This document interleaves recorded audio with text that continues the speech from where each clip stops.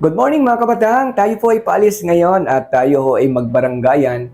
Kamustahin natin itong mga kababayan natin din sa barangay kung paano ho makakatipid ng kuryente. Tanong din natin kung makakatipid nga ng kuryente sa kanilang binabayaran sa monthly sa 500 piso, paano nila ito gagamitin. Tara, samahan nyo na ako at tayo po ay mag-iikot din sa barangay sa Batangas, sa Lipa City. Makatipid ng kuryente kasi nga itong provider ng more power, mababa po ang kuryente. Yung matitipid ba ninyo, ano pong paggagamitan ninyo kung sakali na nandito na ang more power sa Batangas? Abay, malaki yung pag matitipid natin, madadagdag kong puhunan para sa aking negosyo at saka sa mga pagkain pang araw-araw ng aking mga anak. So kayo po ba ay sangayon sa more power na diniho sa Batangas? Abay, oo, mas malagandang kunyan, balita yan. Tayo magkakaroon ng panibagong kuryente na papasok dito sa atin na magbibigay ng ng kagandahan ang araw-araw na magagamit ng mga tao. Oo, so Idol, magandang umaga po. At meron akong itatanong kasi merong papasok na bagong provider ng kuryente din sa Batangas, ang More Power. Kung kayo po ay makatipid ng 500 piso sa isang buwan at dahil nga mababa ang singil ng More Power, ano pong inyong plano, anong paggagamitan ninyo? Ang akin ay sa maganda pong maraan ay ako'y payag, pabor na pabor ako diyan. Sa ganun na ang magiging halaga ng babayaran ay pabor ako sa More Power na yan. Kung sana ay maging successful ang pagbibidding dito sa buong Lipa. Dahil nga po magkakaroon ng joint venture ang More Power. Sipe, isa po kayo sa mga decider o kayo mag-decide para ho sa inyong boto. Saan po ang inyong iboboto? More Power ba o sa iba pang mga provider? Wala nang iba, solid sa More Power. Ikabubuti na lahat, walang api, everybody happy. Yeah. Okay, nandito tayo sa Barangay Latag. Kuya, pag kayo po ay makakatipid ng 500 dahil nga ho ay mayroong papasok na More Power din sa Batangas, mura po ang kuryente. Kung kayo makakatipid ng 500 piso, ano pong yung paggagamitan? Kung ako makakatipid ng 500 piso sa isang buwan, ay malaking tulong yun para maibili ko man lang ng bigas. Oo. Kayo po ba ay kung papasok ang bagong provider natin din sa Batangas, ang More Power, kayo ba ay maging okay din sa More Power?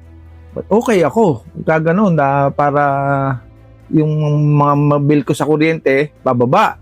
Oo. Hindi katulad ngayon, malaki ang bill sa kuryente, madami akong appliance na pinagagamitan.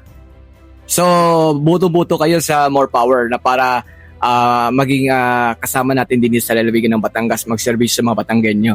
May boto ko kung ikagaganda ng ating bayan at saka katulad naming mahihirap, nakakaunti ang income. So, mag-More Power na tayo. Oo, tangayon ako dyan. Isang magandang umaga po at nandito tayo. Kausap natin si Ate Ilumin. Ilumin.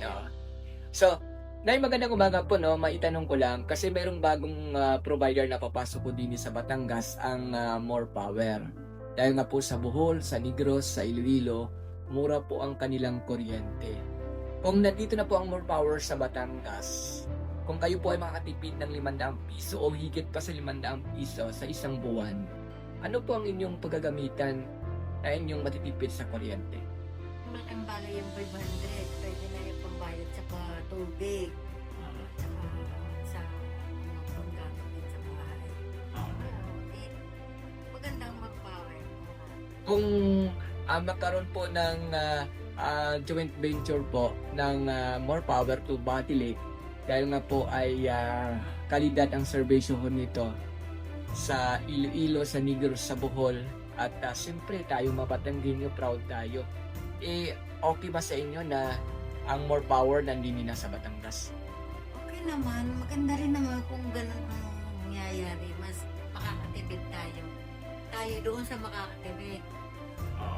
So malaking bagay po ang makakatipid at makakabawas ng bayaran sa So okay po sa inyo ang More Power pag nandito na sa Batangas? Okay naman.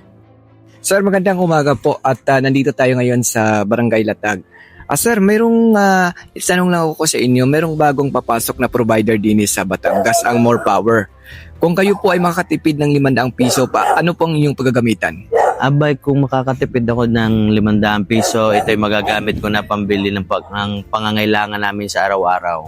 Oo.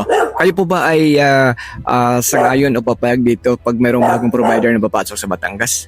Ay kung ito ay makakabuti dito sa atin, dito sa Batangas, at may mababawasan natin ang pagkawala ng kuryente, lalo na kung bumabagyo, maganda iyon at mainam. So, mas pabor po kayo na ang more power na papasok din sa atin, maging joint venture ng Batilik? Ay kung matipid, kung makakatipid, kung saan tayo makakatipid, ay mas mainam, mas mabuti.